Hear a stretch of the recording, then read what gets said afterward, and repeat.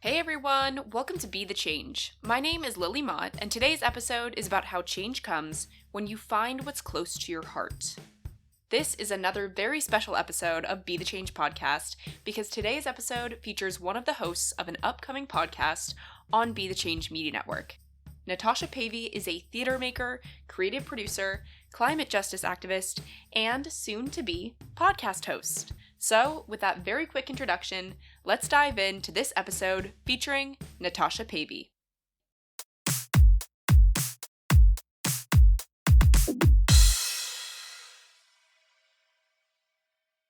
Thanks so much for having me. I'm really excited to chat to you. I'm Natasha. I'm Natasha Pavey. My pronouns are she, her. And I'm primarily a 23-year-old youth climate justice activist. I've been organising within the UK climate movement for the past 6 or so years, since I was 16, and I kind of co-founded my local youth climate strike group, my Fridays for Future local group, which was kind of off the back of Greta Thunberg in Sweden and grew to be a really big global movement. And I co-founded my local one here in Devon in the southwest of England. And I was a really goody two shoes in school and really big teacher's pet. And I never thought anything of doing this thing. Didn't think, anything would come of it. And it kind of blew up. And then ever since I've kind of been organising, been taking direct action, fighting for a livable future in many different ways. And then, alongside that, I'm also creative. I'm a theatre maker and a creative producer. I kind of grew up training in the arts. I went to drama school in London. I studied a degree called Theatre and Social Change, which is all about using the arts to kind of platform social justice issues, connect communities, things like that. So I love using the arts as kind of a form of activism as well. And then, I also my day job, I work for a refugee charity in the southwest of England, supporting refugees and people seeking asylum in the UK, which is something that I really love to do as well. But it's a little bit about me. I love that. That was a perfect introduction. And I would love to know a little bit more about what inspired you to get started when you were 16 doing this work. I think now at this point you've been doing it for a while, and I also would love to ask a little bit about how you've sustained that work. But for now, tell me a little bit about that background for you and what inspired you to get involved in Fridays for Future and in the climate movement in the first place. Yeah, definitely. I think about it a lot, how it started for me. And I think, like I say, growing up, I was a really quiet kid and I would never really do anything too brash or, I'd follow the rules and things like that. But I've also always been like a doer. I've always been like, if something's wrong, I'm going to do something about it. I have a really strong sense of justice. I think I'm a Capricorn, I'm an eldest daughter, and I'm kind of from a working class background. So we graft, we do what we got to do to make things right. And so around 16 I was kind of just I kind of fell into this kind of void of kind of a bit of anxiety and kind of struggled with my mental health a lot. And I kind of got into those deep dark holes on the web around all these things around climate and environmentalism, reading these IPCC reports, which I'm not sure you should be reading when you're a teenager. Big words. But and kind of finding myself feeling really powerless. And I couldn't vote at that time. I couldn't, I felt quite voiceless in my identity and who I was, being kind of like a young woman, like I say, from a low income background. And so that's kind of how I naturally kind of fell into actually wanting to do something and finding my kind of voice. And for me, that was through protest, and that was through striking from schools. That was something tangible that I could do. And I kind of found a whole movement of people doing that. And that was brilliant. And ever since then, I've kind of done lots of different things, trying to find different ways to do something. So whether that's policy, I was involved in a climate education bill here in the UK with a movement called Teach the Future.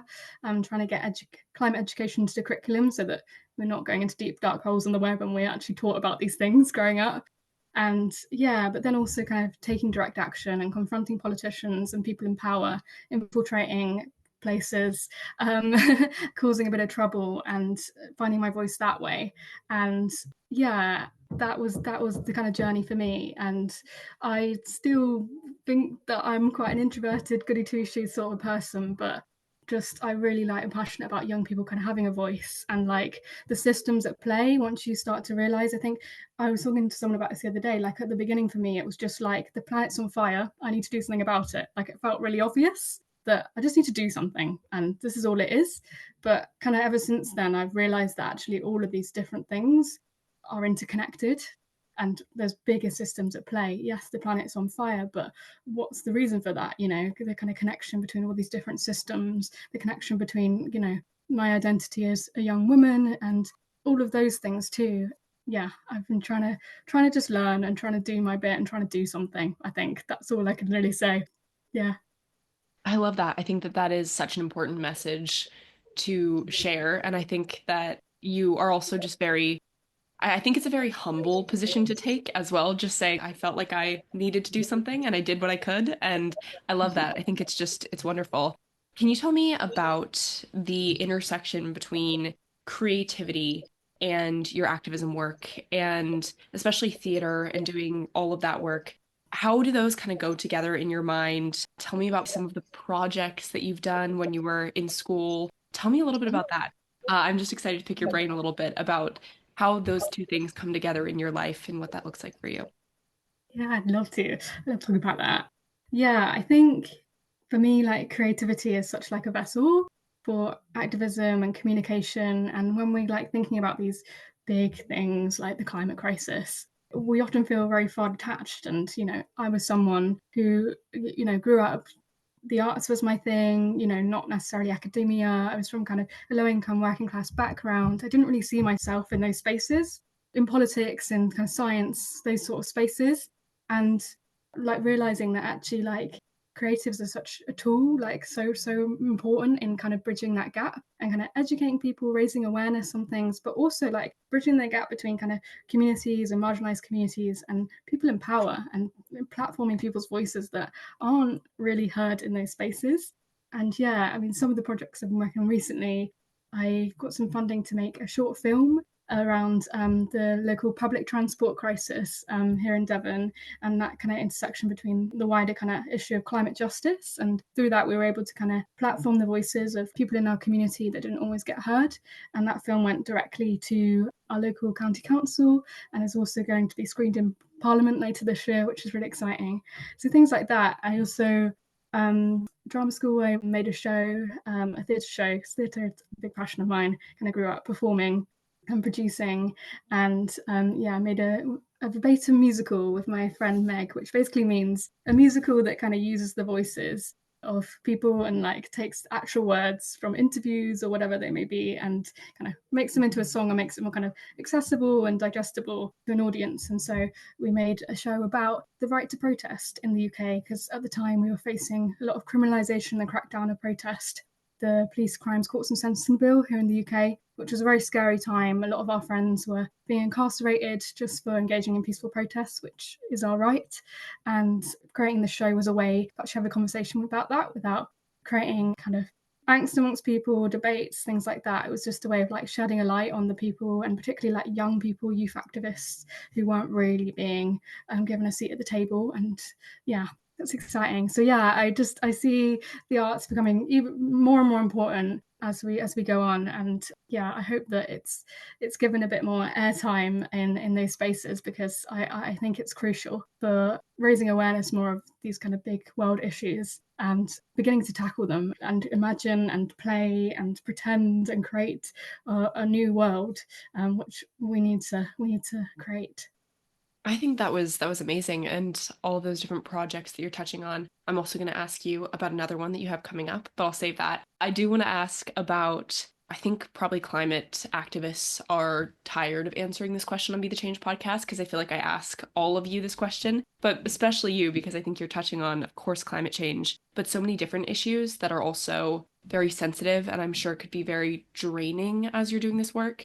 How do you take care of yourself? How do you deal with feelings of burnout if you feel those feelings? Talk me through that a little bit, if you feel comfortable. Yeah, no, definitely. It's a good question. Something we need to talk about more, I think. Definitely. I'm not sure if I have a concrete answer, because it's definitely something I struggle with. Like, I do too much and it's hard not to. And it's something I think we need to talk about a bit more in activism, is like building movements that are sustainable and like supporting each other through that and taking breaks when we need to take breaks. But it can be hard because especially like I work in the non-profit sector during the day, so like supporting people that are at the knife's edge of these kind of social issues, people like refugees, people seeking asylum, being on the front lines, kind of supporting them in my local community. And then, yeah, after hours, kind of trying to create things and trying to do something to kind of make the world at large a bit better.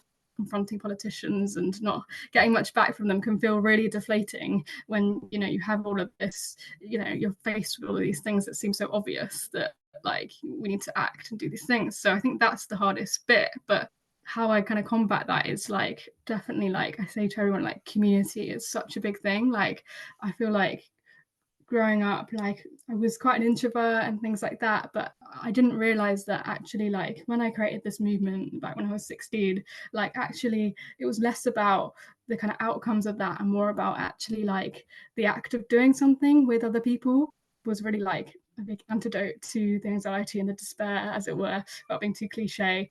But yeah, like just finding your people and is such a big thing, and just being able to like talk to other people and create spaces, I don't know, podcasts as well, you know what I mean? And just like creating more space for talk. And I feel like that is a bit of a catch-22 because sometimes people are like within the activism space, like you talk too much and you need to do more. But I think there is an argument for actually just slowing down and protecting our mental health because, you're not going to be able to do anything if you're burnt out. And I think that's so important. And spaces like, I'm really grateful to be part of a space called Force of Nature, which was founded by someone called Clover Hogan, which is a global community of youth activists kind of creating space for conversations around eco-anxiety and climate grief, and to the Climate Psychology Alliance too, which is online and in person around the world. And I think those spaces are so crucial and so important. So just talking about it more, finding your people, I think for me are big things. I think that that was great. And I do think you're so right that it's something to constantly check in on yourself with. And I think that's something that everyone needs to hear as well. I think that might look differently for everyone as when it comes to burnout, especially I can definitely resonate with the working in the nonprofit sector during the day and then Mm. coming home and trying to make the world better in your own way, maybe in a slightly different way than you do for your day job. But I think it's definitely just checking in on yourself. Tell me about your podcast that's coming out. Give me a little bit of a preview. Tell me a little bit about what you've been working on. And then I have one more question for you to close us out. But tell me about what everyone can look forward to in the next couple of weeks. Yeah, so really excited to be co-hosting a new podcast on the Be the Change Media Network called The Imperfect Activist, with my co-hosts Lucy and Annabelle. And yeah, The Imperfect Activist is basically a podcast all about youth activism and advocacy and change making, but also just trying to survive and trying to just thrive on this kind of broken planet, being a young person kind of growing up in this world and all the crises that it's facing. Just doing that and tackling things like the housing crisis, the job market, and things like that, and protecting our mental health whilst also engaging in activism and advocacy and trying to fight for a better world. We're hoping to just kind of create a space just for those kind of conversations and raising awareness of actually it's okay to just slow down and have a think about actually it is hard sometimes to just get up in the morning and go to work and pay the bills and grow up. And growing up is hard, and especially like on this planet that's facing so many different things at the moment and just wanting to do something about it all. So yeah, it's that's what it's about. The quote that kind of inspired the title, The Imperfect Activist, was a quote by Clover Hogan, who I mentioned previously, founded the Force of Nature community. And it's we don't need 100 perfect activists, but millions of imperfect ones. And yeah, so it's just all about hopefully welcoming people to activism and just hopefully being a big hug to kind of young people living on this planet Earth right now. Yeah, I'm really excited. I love that. And we're very excited to have you in Be the Change Media Network's community as well. I think you all came together so naturally, and I'm just super excited to listen. I think that it's going to be an amazing podcast. So, I have one more question for you, and I think that you're going to have a great answer based on your experiences as an activist and some of the advice that you've already shared throughout this episode. But lots of young people want to create change and make a difference, but they might not know where to get started with that work. What advice would you have for those people who might be listening? Oh yeah, I'd say like find your skills, like use your skills, like there's a space for you, like you are needed. I think I said this on the first episode of our podcast actually about like everyone is welcome and everyone is needed. And I think there's so much stereotypes around this idea of activism and like it just being like this kind of extreme thing that the media kind of makes activists out to be a lot of the time. And, you know, it's just protesting and standing in the street with a sign. And actually, it's so much more than that. And activist simply means to act and to do something. And so use your skills and find what you're passionate about too. Like it can feel really overwhelming, like the world and all these things going on in the world. And like for me, that began as environmentalism and my love for nature and being outdoors and realizing that that's, you know, that's struggling at the moment and with the climate crisis and the lack of action being taken on that. And that was my avenue and that was for me. But what's something that's close to your heart in your everyday life or something that you can bring lived experience to? I think it's really important.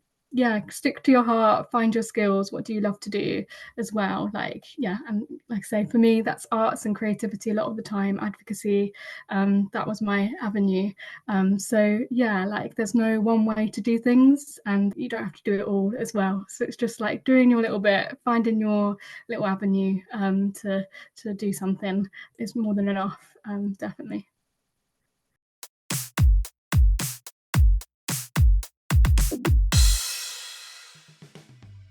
It was so great to talk with Natasha, and I am so excited for you all to check out the Imperfect Activist podcast when it's released on May 9th.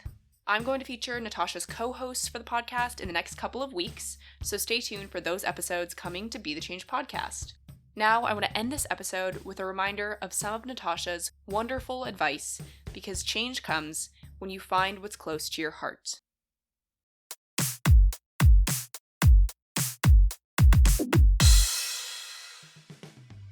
Thank you so much for listening to this episode, and you can find Natasha on LinkedIn and Instagram, and I included those links in the description of this episode, as well as the link to check out the Imperfect Activist on Instagram as well. If you want to talk about anything I mentioned, please reach out to me by email at lily@bethechangepodcast.org or on Instagram at Be the Change Media Network. I'm working on expanding Be the Change Media Network, which means bringing you more inspiring stories from amazing guests and inspiring hosts like Natasha. If you enjoyed this episode, I would really appreciate it if you could leave the podcast a rating and a comment, because it will help these stories to reach, educate, and inspire more people. And I would love to hear your thoughts and feedback. Tune in for my next episode, but until then, be the change you wish to see in the world. Bye, guys!